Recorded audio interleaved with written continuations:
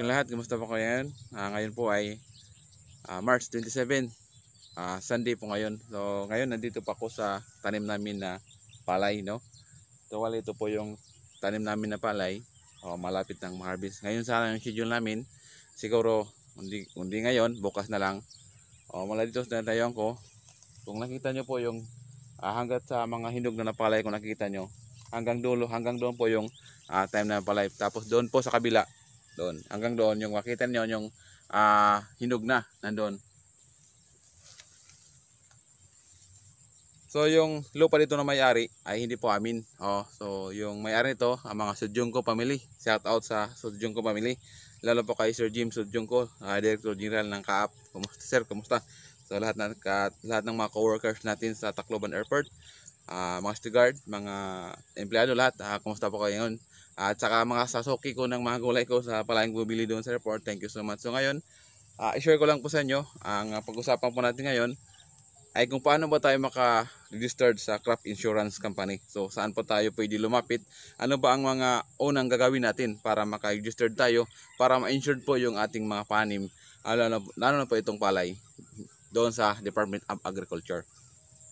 Bago po natin pagpatuloy yung ating topic ngayon, gusto ko muna i-share sa inyo yung ating palay. So sa pagtatanim ng palay guys, mga ka-farmers, sa lahat ng mga kaibigan natin, kung saan man kayo ngayon, maraming salamat sa inyong panood. Kung mapanood nyo ba ito, kung anong oras, ang gabi, araw, magasta sa lahat ng oras, magandang oras, magandang araw po sa lahat. Inulit ko lang, no? So sa pagtanim ng mga gulay, no, or sa palay, dito sa palay, kasi sa palay tayo, ang hirap magtanim ng palay pag hindi natin alam. So yung iba kasi yung palay ng mga tanim ay talagang nagkaroon ng masakit. So ngayon, yung palay namin dito ay nagkaroon din mga sakit. Hindi po natin maiwasan na hindi nagkasakit yung palay natin. So ang problema, ang unang sakit sa palay ay yung sinasabi na yung stem borer, no? Yung stem borer, parang pag usbong ng palay natin ay puti na siya. So ibig sabihin, kinain siya ng uod sa ilalim. So kaya nagiging ipana po siya, no? Hindi na siya naging butil. So pag mapansin po natin na ito po yung ating palay, ay may rami din mga sakit nito. May mga sakit din na malawit. Tingnan po natin ito po. Tingnan po natin. Ang dami. Ito na po yung ng resulta ng stem borer. Yung stem borer na uod talaga, no. Ito po. So tapos dito po sa ilalim ng tangkay niya ay dito po nakatira yung uod, no, dito. So maliit pa lang yung uod ay pumasok na po dito. So nandito na nakatira dito sa ilalim. So tingnan po natin kung nasa loob pa yung uod para makita po natin kung totoo ba po yung sinasabi natin, no. Bali hatiin po natin to. Tingnan po natin ng maigi, no, maigi. Tingnan po natin. Kasi dati pag nakita ko to, nasa ilalim ng nakatira eh. Hanggat po sa lumaki yung uod, nasa ilalim ng nakatira. So ibig sabihin, wala na yung uod dito, nawala na. Ito.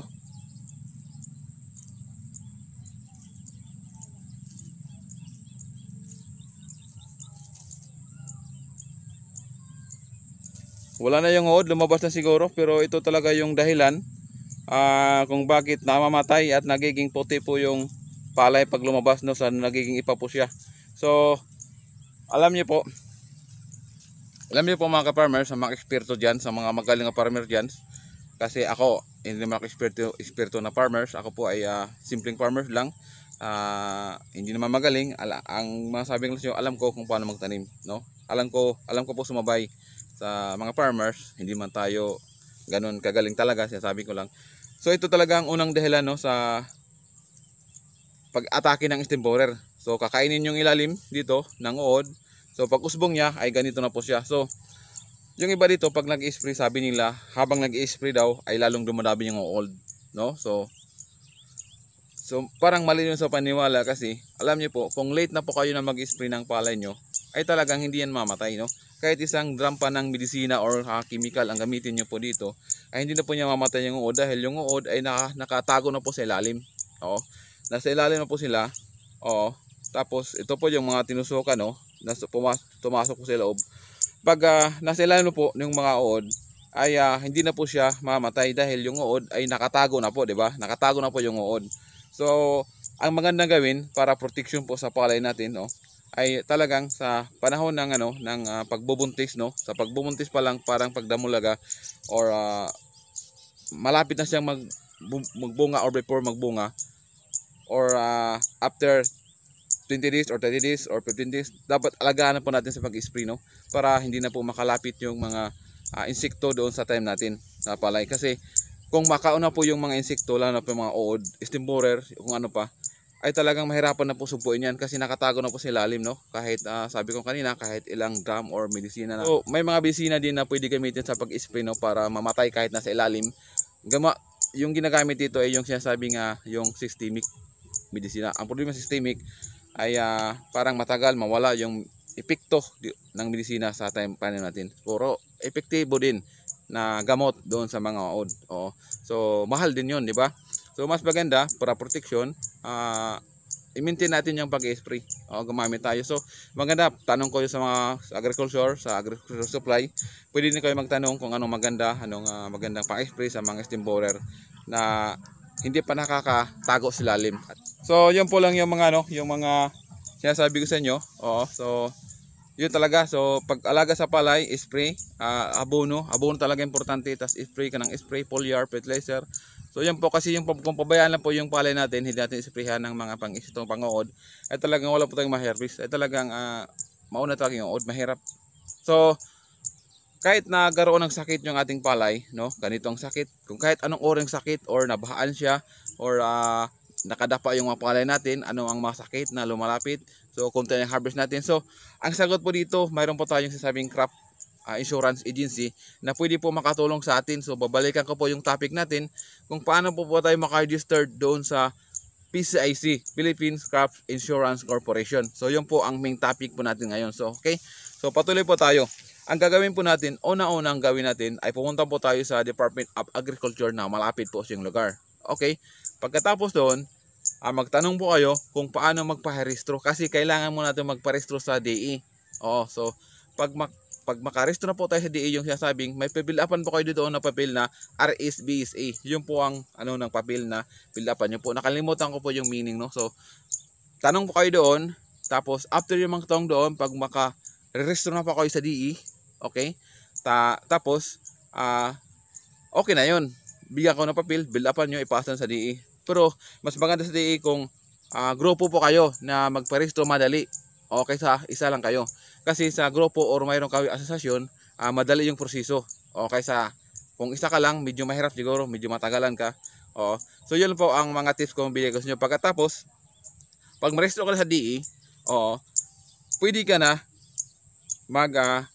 pa-insured sa mga panim, no, katulad ng palay, gulay, or kahit ano, pwede mo pa-insured doon sa PCIC, sa Philippine Crop Insurance Corporation. So dito sa panim na ng palay, palagi ko po ito, kasi nakarehistro na kami sa DE, palagi po namin to ini-insured doon sa Philippine Crop Insurance Corporation. Dahil kung ano man ang mangyari dito, makaharvest kami ng kunti lang or malaki or ano, basta may sakit na nakikita, katulad ngayon marami mga puti-puti yung stem borer, ay talagang may nabibigay po sa amin na tulong. Kahit kunti lang nabibigay na tulong, importante may naitutulong po yung mula sa PCIC, no? May tulong po. So ito po yung mga papel na ipapakita ko po sa inyo, yung mga pinipilapan natin para maniwala po kayo na totoong nag-register talaga kami doon sa PCIC, sa Philippine Crop Insurance Corporation, no? Ito po yung pumunta ko doon sa PCIC, last 2 weeks na siguro yung nakalipas. May kinuha ko doon, no? Ito po yung mga kinuha natin doon na Department of Agriculture, Philippine Crop Insurance Corporation, no? Ito po kasangga ng magsasaka. So ito po yung natin. So maganda yung nila, guys, mga farmers. Maganda po yung pinaka-slogan nila. Ito yung slogan nila. Ito po, sa paglaban sa kahirapan at gutom, crop insurance katulong sa pagbangon, no? Ang ganda ng sinasabi nila. So ito po yung kinuha natin. So ito yung papel na pina-receive ko doon. So kasi 2 weeks na siya nakalipas, punta ko doon. Ito po, oh. So ito na po yung ito po yung sinasabing ito po yung sinasabing yung claim for indemnity. Indemnity. Oo. Paghahabol bayad, no? So ito yung last part na ibibigay natin sa PCIC. So ito na-receive na March 11, no? 11 March 2022. So na-receive po yung March 11, pumunta ako sa Tacloban PCIC. Ito po ipinareceive ko. Ito na po yung sinasabing claim na po ito. Ito yung ipapasa natin.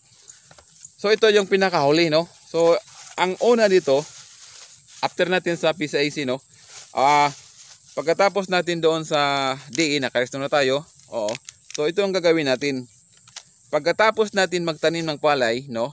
After 10 days mula sa pagkalipat tanim ng palay natin, ay pwede na kayo magpasa doon sa PCIC, sa Philippine Crop Insurance Corporation ng papel. So anong papel ang papasa natin? Yung una, no?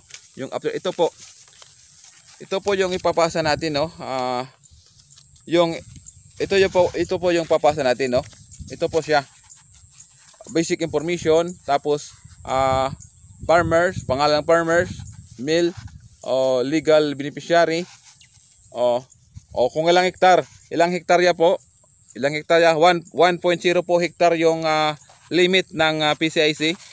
Tapos barangay, lugar. Ito lang po pinapal natin. Tapos ito, tingnan po natin, no, na-receive sa last year pa ito. 7/14/2021. So last year pa ito. Kasi alam niyo po, every cropping po, every sa pagtanim namin ng palay ay pinaresto po namin talaga ito, no? So sa isang taon, 2 bisis po yon. So yan po, ito yung una, after ng 10 days mula paglipat ng palay nyo, ay mag-fill up kayo nito. Humingi po kayo dito sa Department of Agriculture, pwede kayo humingi dito, or sa PCIC, pwede kayo humingi. So yung pangalawa, yung 20 days before kayo mag-harvest ng palay, ito na rin po yung ipapasa nyo. Ito po, ito yung claim ng pinakita ko sa inyo. Ito po yung claim. Claim for indemnity. Nahirap ako sa pagbasa. Paghabol sa bayad. Ito yung last na ipapasa natin na papel pag 20 days before tayo mag-harvest. Yun po ang pinaka requirement po nila. So ito lang po yung mga basic na binigay ko sa inyo. At least may idea na po kayo kung paano po tayo makarehistro sa Philippine Crop Insurance Corporation, no? Kasi baka sa iba hindi pa po nila alam kung paano magrehistro. So ito na po yung video natin na guide ko po ito sa inyo kung saan kayo pupunta. So dito sa Region 8 sa Leyte, kung saan man kayo lugar, kung may mga tanim kayo na palay, gulay, kung anong orange time nyo, kung may malapit sa inyo na DE, magtatanong po kayo kung paano makaparehistro, ano ba ang mga proseso, at saka hindi ko alam kung ilang opisina po ang PCIC, kasi pagkakalam ko sa Tacloban, dito sa Leyte isa lang, nandun lang po sa Tacloban, sa may Avon, Tacloban, malapit lang yon. Kasi nasa lang ako, malapit mula dito hanggang sa doon, mga 30 minutes lang biyahe. So yun lang po yung i-share ko sa inyo, yung kung paano ba tayo makarehistro sa Philippine Crop Insurance Corporation, para at least pagdating ng panahon may babayaran po tayo ng insurance. So dito yung natanggap po namin 3,000 lang po. Kasi may limitasyon po sila sa lupa kung gaano kalawak. Yung limit nila ay 1.0 lang po. So ibig sabihin 1 hectare lang po yung kailangan nila. So hindi na po pwede lumampas kasi yun lang talagang requirement nila. So tips lang po ito guys, pero ito po talaga yung katotohanan. So kung gusto nyo magpa-restore din sa mga panim nyo, madali lang po naman. Punta lang kayo sa DE na malapit yung lugar, magtanong kayo kung paano pwesto. Pagkatapos yun na yung sinasabi ko sa inyo, no? Okay, so yun lang po ang share namin sa inyo. Maraming salamat po sa inyo lahat. So dito sa palay namin ay bukas magpa-harvest na rin po kami ng palay kasi medyo hinog na, magkasakit, may masakit din ng palay, hindi maiwasan talaga. Yun lang po ang marcy ko sa inyo. Kahit hindi po maganda yung video natin kasi wala pong tayong mga equipment, yung mga pang-vlogging talaga ng mga camera. medyo nahirapan tayo pero okay lang, walang problema. Importante nakapaggawa tayo ng video kahit pa paano na-share po sa inyo ng kunting kalaman, mga tips at tutorial for beginners, lalo po sa pagtanim ng mga palay. Maraming salamat po sa inyo lahat. At sa gulay din, sa gulay ako nakapokus kasi dito yung brother-in-law ko talaga yung nag-maintenance dito, no? Kung saan man kayo ngayon guys, maraming salamat po sa inyong panood at ingat po kayo palagi. And once again, thank you for watching. Bawi po sa inyong lahat.